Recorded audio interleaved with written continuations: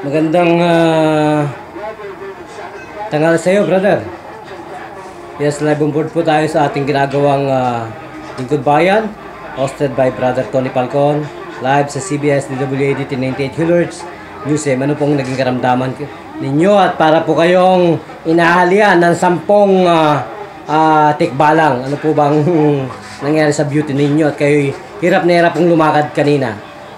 Matagal na itong nangyari, mga ilang buwan na, mga patabuan na.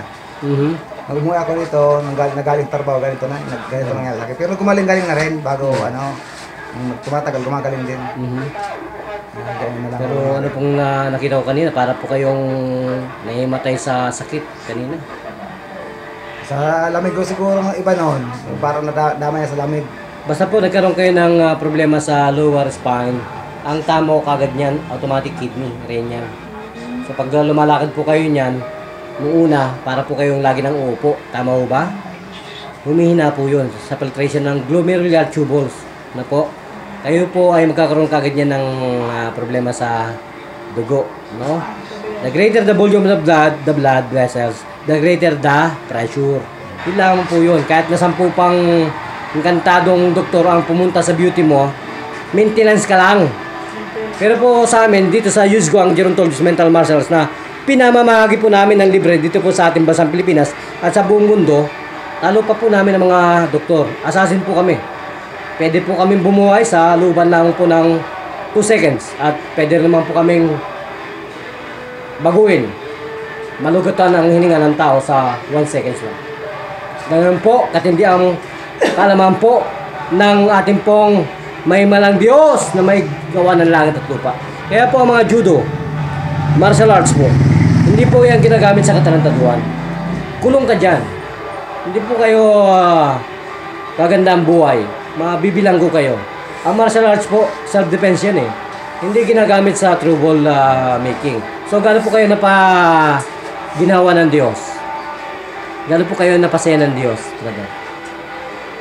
Masaya? Oh, sige po, ipakita po ninyo yung hindi kayo makabend. Sige po, magbaw po ulit kayo kung talagang may pagbabago. Sige po, yan. Nasaan po yung pain na nireklamo ninyo kanina sa inyong asawa?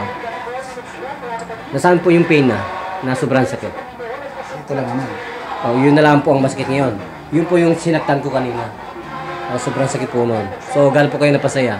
Masaya na. So, kung gano'n po, magpakilala po kayo sa ating pong Lingkod Bayan, hosted by Brother Tony Falcon. Gano'n po ba kalaki ng kanyang puso para kayo maabot at mabigyan ng ganitong serbisyo libre publiko? Gano'n po kadakila ang aming pong boss niyan, Tony Falcon?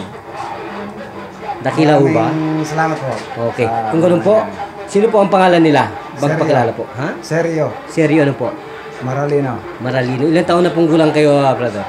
44. 44. So, ilang buwan kayo o araw na ganyan ang paika-ika ang lakad ninyo? Yung nasa 6 na buwan na. 6 na taon na. Oh, ganun? 6 na buwan pala. 6 na buwan? 6 na buwan. Ano pong ginagawa ng mga dakilang doktor ninyo? Hindi naman ako gaano napapunta sa doktor kasi nag-ano ako, nagtatrabaho ako eh. Sa amin po, brother, instant cure kami. Ang pamilya naman pumunta ng doktor. Binubuhay po namin ng mga comatose. Naniwala ko ba do? Meron pong media dyan sa katabi namin na hindi naniwala. Pero naniwala na nang naimbestigan nila. Hindi po lamang journalist ang pinasukan nito. Mga general po yan. Marines, PNP, Navy, Air Force, lahat po yan. Pinaglingkuran po namin yan. At wala po silang nasabi sa Diyos. Ang sabi po nila, ang Diyos daw ay buhay. Totoo ba buhay ang Panginoon sa inyong araw ngayon, brother? Buhay. Okay. Kung ganun po, nasa inyo po lahat ang pagkakaroon para po magpasalamat. Sige po. Mas pagkasalamat na po kayo, brother. Dito po sa ating Lingkod Bayan. Sige po. Magpasalamat na po kayo, brother. Ano ba? Sabihin po din yung salamat po. Maraming salamat po. Okay. Sa, Lingkod Bayan. Lingkod Bayan po. Okay. So, sister, siya ba ang inyong asawa? So, gano'n po kayo nasiyahan at naniniwala ngayon sa ating pong programang itong Lingkod Bayan na kasamang Tony Falcon? Masaya po. Totoo ba kami? Totoo ba itong programa niya? Totoo po, kasi maraming napapagaling. Okay, kung gano'n po, ano po ang tunay na pangalan nila, sister? Shirley Candelario. Ha? Shirley. Shirley. Ah, ikaw pala si Shirley. Kilala ka sa San Vicente, dito sa atin na San Pedro. Ikaw pala yung sinasabi ni ni Sek. Oh, Shirley. Kung ganun po, gusto niyo po ang pagkakataon po para imbitahan po ang inyong mga kasambahay at kababaryo po dito sa San Vicente. Sige po.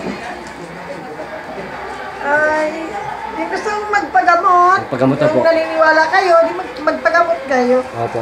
So kung ganun po, magpapalo na tayo. Ito pa rin po ang inyong abang lingkod na nagpapatrol. Walang dili ba kundi ang inyong lingkod bayan. Brother Jun. Live sa CBS DWAD 1088 Killers sa mga talapitan ng inyong mga radyo. Bida ka kasamang Tony Falcon. Thank you, Master Corsamo po.